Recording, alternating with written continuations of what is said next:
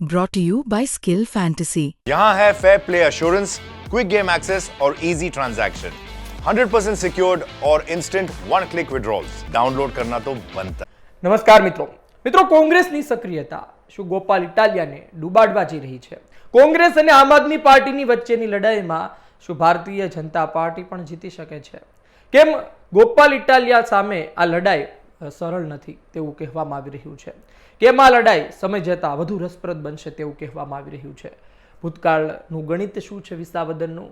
વિસાવદરમાં કઈ પાર્ટીનો વોટ શેર કેટલો રહ્યો છે? આ તમામ બાબતે વાત કરવી છે આપણે આજના વિડીયોમાં। છેલ્લા ઘણા દિવસથી અમે સતત આપને કહેતા રહ્યા છીએ કે ગોપાલ ઇટાલિયા એકલા ચલો રે, ગોપાલ ઇટાલિયા એકલા ચાલશે, તેની સાથે ગઠબંધન કોંગ્રેસ નહીં કરશે, તે વાત અમે છેલ્લા ઘણા દિવસથી કરતા રહ્યા છીએ અને એ જ થયું। શક્તિસિંહ ગોહિલે કહ્યું કે કોંગ્રેસ એકલા હાથે ચૂંટણી લડશે। આમ આદમી પાર્ટીએ કોઈ પણ જાતની ચર્ચા કર્યા વગર ગોપાલ ઇટાલિયાને પોતાના ઉમેદવાર તરીકે જાહેર કર્યા। વાત એ પણ છે કે વાવમાં શું ચર્ચા થઈ હતી ગુલાબસિંહ રાજપૂતને ઉતારતા પહેલા, એટલે કે ખેર એ તો પતી ગઈ, ચૂંટણી પણ પતી ગઈ, કોંગ્રેસ હારી પણ ગઈ અને હવે વિસાવદરની ચૂંટણી વિશે વાત કરી લઈએ। વાત એ છે કે ઈસુદાન ગઢવીએ પણ કહ્યું કે કોઈ પણ મોટો મુદ્દો હોય તેને બેઠક દ્વારા વાતચીતથી ઉકેલ લાવી શકાય, પણ હવે શું, હવે તો ઉમેદવાર જાહેર થઈ ચૂક્યા છે અને તેણે પોતે સંમેલન પણ કરી લીધા છે। કદાચ કોંગ્રેસ એટલે જ હવે ગઠબંધન કરવા ઈચ્છતી નથી। બીજા રાજ્યમાં થયેલા કડવા અનુભવ બંનેને નુકસાન થયું છે। પણ આપણે મૂળ મુદ્દા પર આવીએ, વિસાવદરની શું સ્થિતિ છે, વિસાવદરનું ગણિત શું છે? શું ખરા અર્થમાં કોંગ્રેસ સક્રિય રહે, કોંગ્રેસ મજબૂત ઉમેદવાર ઉતારે અને કોંગ્રેસ 20%થી પણ વધુ મત લઈ જાય, 25% આજુબાજુ મત લઈ જાય તો ગોપાલ ઇટાલિયાનો ગરબો ઘરે આવશે? ગોપાલ ઇટાલિયાને જીતવું હોય તો ખરા અર્થમાં કેશુબાપા પટેલ જેવું પૂર્વ મુખ્યમંત્રી જેવો માહોલ બનાવવો પડશે, તેટલી લોકચાહના મેળવવી પડશે અને તેટલી લોકચાહના શું તેમને મળી શકે છે આટલા ટૂંકા સમયમાં? વાત તે છે। વિસાવદર વિશે લોકો વાત કરી રહ્યા હતા। વિસાવદર વિશે જ્યારે ગઠબંધનની વાતો સામે આવી ત્યારે શક્તિસિંહ ગોહિલે એવું પણ કહ્યું હતું કે અમારો વોટ શેર ઘટ્યો છે, અમને નુકસાન પહોંચાડ્યું છે 22ની ચૂંટણીમાં। અમે વિચાર્યું કે ચાલો વિસાવદરનો વોટ શેર કાઢી લઈએ કે વિસાવદરમાં કોનો કેટલો વોટ શેર છે, શું સ્થિતિ છે। તો વિસાવદરમાં 2002થી 2022 વચ્ચેની તમે 6 ચૂંટણી લો તો આ 6 ચૂંટણીમાં એક ચૂંટણીને બાકાત કરતા ભારતીય જનતા પાર્ટી 39% વોટ મેળવવામાં સફળ રહી છે। 2012ની વિધાનસભા ચૂંટણીમાં ગુજરાત પરિવર્તન પાર્ટી હતી, કેશુબાપાની પાર્ટી હતી। કેશુબાપા આમ તો મૂળ ભાજપી અને કેશુબાપાના હોવાથી મને લાગે ભારતીય જનતા પાર્ટીના કાર્યકરોએ પણ જીપીપીને મત આપ્યા હોય। પાટીદાર સમાજનો ચહેરો, પાટીદાર સમાજનું વિસાવદરમાં વર્ચસ્વ, એટલે કે મત ગયા અને કેશુબાપા જીત્યા અને એ સમયે કોંગ્રેસે પણ ઉમેદવાર ઊભા નહોતા રાખ્યા। પણ આ વખતે તો છે। વાત એ છે કે એ સમયે ભારતીય જનતા પાર્ટીનો વોટ શેર ખૂબ ડાઉન થયો, 29% આજુબાજુ ગયો, કેશુબાપાનો 54% ઉપર ગયો, એટલે કે એ સ્થિતિ એક હતી। અને ત્યારબાદની તમામ સ્થિતિ લો તમે, 2002નું પરિણામ લો, આમ તો ત્યારે વોટ શેર ભારતીય જનતા પાર્ટીનો 49%, ત્યારબાદ 45%, હવે આવતો હતો 2022માં ભારતીય જનતા પાર્ટીનો વોટ શેર 40% થયો છે। પણ આ 40% ઓછો નથી। ભારતીય જનતા પાર્ટી 2012ની ચૂંટણીને બાદ કરતા 39%થી નીચે નથી ગઈ, એટલે 39%થી નીચે વોટ શેર ભારતીય જનતા પાર્ટીનો નથી આવ્યો। એટલે તમે જો આ વખતે પણ વિચારો કે ભારતીય જનતા પાર્ટીની વોટ બેંક, ભારતીય જનતા પાર્ટીના જે મતદારો છે એ કમિટેડ છે અને એક વિભાગ છે તે જે કેશુબાપાના સમયે થોડો આગળ પાછળ થયો હતો તે સિવાય ન જાય, તો પછી આ વખતે પણ ભારતીય જનતા પાર્ટી ઓછામાં ઓછા 40% મત તો લઈને આવે। જો ભાજપ 40% મત ઓછામાં ઓછા લઈને આવે તો વધ્યા કેટલા? બાકીના 60%। અને આ બાકીના 60%માં કોંગ્રેસ કેટલી ભાગીદારી પડાવે છે તેના પર નજર રહેશે। એટલે કે કોંગ્રેસ કેવા ઉમેદવારને ઉતારે છે, જો એ ઉમેદવાર મજબૂત હશે, પાટીદાર સમાજથી હશે, તમામ સમીકરણમાં સેટ થતો હશે, તો પછી કોંગ્રેસ ઓછામાં ઓછા 25-30% મતની ભાગીદારી પડાવે તો પણ નવાઈ નહીં।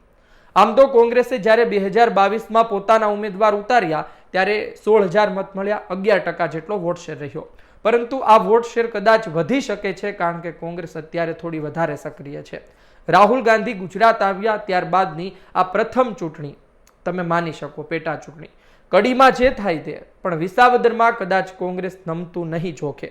અને નમતું જોગશે તો પછી ઉપર પણ મેસેજ જશે કે તો પછી ગઠબંધન કરી લેવું હતું ને, ઉતાર્યા છે તો જીત માટે ઉતારો ઉમેદવાર, અને જીત માટે ખરેખર મહેનત કરે છે. અને જો 25% પણ વોટ શેર લઈને આવે છે કોંગ્રેસ, તો પછી ગોપાલ ઇટાલિયા હારશે એવું સીધું બતાવી રહ્યું છે.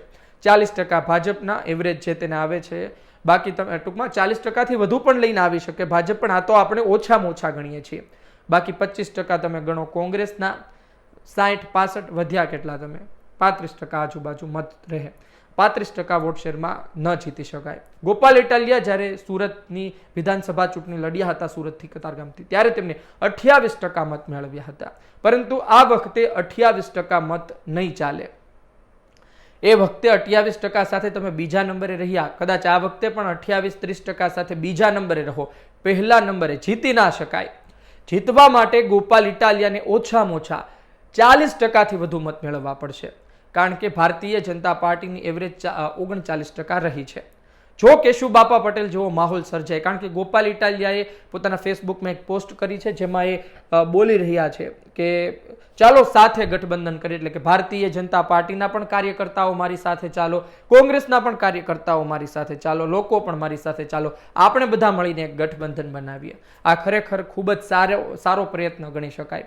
જો ગોપાલ ઇટાલિયા આ પ્રયત્નમાં સફળ જાય છે તો પછી ભારતીય જનતા પાર્ટીમાં તમામ નારાજ લોકો તેની સાથે આવશે, કોંગ્રેસના નારાજ લોકો આવશે, અને લોકો ખેડૂતો, તો પછી એવો માહોલ સર્જાઈ શકે. કારણ કે કેશુબાપા જ્યારે જીપીપીમાંથી જીત્યા ત્યારે ભાજપના લોકોએ તેને મત આપ્યા હતા, કોંગ્રેસનો ઉમેદવાર નહોતો એટલે કોંગ્રેસના લોકોએ પણ તેમને મત આપ્યા. રહી વાત ભાજપના ઉમેદવારની, એટલે કે ભાજપની વિચારધારા સાથે જોડાયેલા અને ભાજપના સિમ્બોલ સાથે જોડાયેલા જે લોકો હતા, વ્યક્તિ પર નહીં પરંતુ સિમ્બોલ સાથે જોડાયેલા લોકો, એ સમયે ભાજપ સાથે રહ્યા 29% મત મળ્યા. આ વખતે પણ ગોપાલ ઇટાલિયા જો તેવી સ્થિતિનું સર્જન કરી શકે તો વાતમાં દમ છે, બાકી ગોપાલ ઇટાલિયા હારી પણ શકે છે. એક સ્થિતિ તેવી પણ છે, જો કોંગ્રેસ ઉમેદવાર ઉતારે પણ મજબૂત નહીં હોય અને 10% આજુબાજુ મત મેળવે તો ફરી એક વખત આમ આદમી પાર્ટી જીતી શકે છે. ગોપાલ ઇટાલિયાને ખબર છે કે ચૂંટણીનો હજુ સમય લાગશે, કદાચ ઓગસ્ટ સુધી ખેંચાય તો પછી ગોપાલ ઇટાલિયા માટે તો સારું જ છે ને. જેટલો સમય મોડું કરશે ભારતીય જનતા પાર્ટી, ચૂંટણી પંચ, એટલો સમય ગોપાલ ઇટાલિયાને ત્યાં રહેવા માટે, લોક સંપર્ક કરવા માટે વધુ મળશે. અને ગોપાલ ઇટાલિયા અત્યારના ગુજરાતની ઓછી વાત કરે છે, વિસાવદરની વધુ વાત કરે છે, અને ખબર છે કે એક વખત વિસાવદર પહોંચી ગયો પછી મારે ગુજરાતની વાત કરવાની છે, મને કોણ રોકવાનું છે. પણ અત્યારે જે વાત પર ચાલી રહ્યા છે, જે મુદ્દા પર ચાલી રહ્યા છે, જે વિધાનસભા છે, તેને લઈને વાત કરીએ તો વધારે ને તેમાં પણ જો કોઈ કોન્ટ્રોવર્સી થઈ જશે અથવા તો ભૂલમાં કંઈ બફાટ, જોકે ગોપાલ ઇટાલિયા બહુ ઓછા બફાટ મારે છે, બોલે છે વધારે છતાં બફાટ ઓછા આવે છે, એટલે કે સમજુ નેતા છે, ભાષા પર પકડ છે, એટલે આવું આમ તો ન થાય, પણ કદાચ થયું તો એટલા માટે ગોપાલ ઇટાલિયા બહુ બીજી વાતો પણ નથી કરતા. પણ આ સ્થિતિ છે અત્યારની. કદાચ ગોપાલ ઇટાલિયાની આમ આદમી પાર્ટીને ખબર હશે કે આ વખતે ગઠબંધન કદાચ નથી થવાનું, પણ તેમને સૌથી વધુ ડર એ વાતનો જ છે કે આમ આદમી પાર્ટી સામે કોંગ્રેસ 20,000થી વધુ મત ના લઈ જાય. જો કોંગ્રેસ 25-30 હજાર મત લઈ જાય છે, 20-25% ઉપર મત લઈ જાય છે, તો પછી આમ આદમી પાર્ટી માટે જીત સરળ નથી. બની શકે કે તમે જુઓ કે હર્ષદ રીબડિયા આમ તો 7માં કનુભાઈ ફાલાળા 2002માં લડ્યા, 2007માં લડ્યા, જીત્યા. 2012માં કેશુબાપા આવ્યા, પણ 2007માં તેમની સામે કનુભાઈ ભાલાળા સામે હર્ષદ રીબડિયા લડ્યા હતા. હર્ષદ રીબડિયાને ચૂંટણી લડવાનો ભૂતકાળનો અનુભવ હતો. આ જ કારણોસર કેશુબાપાની ગેરહાજરીમાં પેટા ચૂંટણી થઈ. કેશુબાપાના પુત્ર હતા ભારતીય જનતા પાર્ટીમાંથી, હર્ષદ રીબડિયાને ફરી ટિકિટ આપવામાં આવી, તે હતા કોંગ્રેસમાંથી. જીતી ગયા હર્ષદ રીબડિયા, કારણ કે તેમને ભૂતકાળનો અનુભવ હતો વિસાવદરનો. ગોપાલ ઇટાલિયાનો અનુભવ છે પરંતુ સુરતની વિધાનસભાનો. 2017માં ફરી હર્ષદ રીબડિયા લડ્યા અને જીત્યા કોંગ્રેસમાંથી. 2022 સુધીમાં તે ભાજપમાં આવી ગયા, ભાજપમાંથી લડ્યા, ભૂપત ભાયાણી સામે હારી ગયા. ભૂપત ભાયાણી 45% વોટ શેર લાવ્યા, હર્ષદ રીબડિયાને 40% વોટ શેર, એટલે ઓછો તો ના કહી શકાય. જાણે કે તમે 2022માં કોંગ્રેસનો વોટ શેર ખૂબ ઓછો માની શકો, પણ ભાજપનો વોટ શેર ઓછો નથી, મત પણ ઓછા નથી. એટલે આજની તારીખે પણ ભારતીય જનતા પાર્ટી કોઈને પણ લાવે, એટલે કે જો 2022માં કોંગ્રેસમાંથી આવેલા વ્યક્તિને ભાજપના લોકો મત આપે અને 40% વોટ શેર આપે, તો પછી સમજી શકો કે ભાજપ તેના કિરીટ પટેલ જેવા ભાજપના જ વ્યક્તિને ઉતારે તો પછી ત્યાંના લોકો તો મત આપશે, ત્યાંના કાર્યકર્તાઓ, ત્યાંની જનતા તેને મત આપશે, એ સીધી વાત છે. ને 39%થી ઓછો મત શેર હજુ સુધી 2012 સિવાય ગયો નથી, 2002 થી 2022 વચ્ચે. એટલે ભારતીય જનતા પાર્ટીની એક કમિટેડ વોટ બેંક છે અને એ 40% આજુબાજુ રહી છે. જોઈએ હવે શું થાય છે. ભારતીય જનતા પાર્ટી જીતી પણ શકે છે આ વખતે, બેની લડાઈમાં ત્રીજો ફાવે તો નવાઈ નહીં. ગોપાલ ઇટાલિયા પણ જીતી શકે છે જો કોંગ્રેસ લડાયક ન હોય તેવો ઉમેદવાર ઉતારે, અથવા તો જે ઉમેદવાર ઉતરે, જે ઉમેદવાર સામે આવે તે પછી સેટિંગ કરી લે.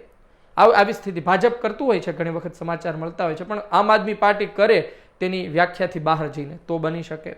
ત્રીજી વસ્તુ એ પણ છે કે લોકો નક્કી કરે કે ભાઈ તેને કોને ચૂંટવું છે, અને એક તરફી પાટીદાર સમાજ સહિતના, કારણ કે ગોપાલ ઇટાલિયાને ખબર છે કે ખાલી પાટીદાર સમાજના મત નથી લાવવાના, કારણ કે એ તો ભારતીય જનતા પાર્ટી પણ લઈને જશે. એને તો ત્યાં દલિત સમાજના પણ મત જોશે, તે તો ત્યાં કોળી સમાજના પણ મત જોશે. એટલે અત્યારથી સોગઠાબાજી ચાલી રહી છે. કેજરીવાલ હજુ આવશે, પ્રચાર થશે, જોઈએ ત્યારે શું થાય છે. પણ ગોપાલ ઇટાલિયાએ 40%થી વધુ મેળવવાના રહેશે મત. બીજી વસ્તુ એ છે 25% જેટલા મત કોંગ્રેસને આવશે તો પણ મુશ્કેલી છે. અને ભારતીય જનતા પાર્ટીને હરાવવી હોય તો તેનો વોટ શેર તમારે 30%થી નીચે નાખવો પડશે. જો એ પણ 45% આજુબાજુ ગયું તો એ પણ જીતી શકે છે. આપનું શું કહેવું છે આ વાતને લઈને કોમેન્ટ બોક્સમાં જરૂરથી જણાવજો. આ વિડીયો પસંદ આવ્યો હોય, આ માહિતી પસંદ આવી હોય, લાઈક કરજો, શેર કરજો, જેમને ખબર નથી તેમના સુધી પહોંચાડજો. ધન્યવાદ.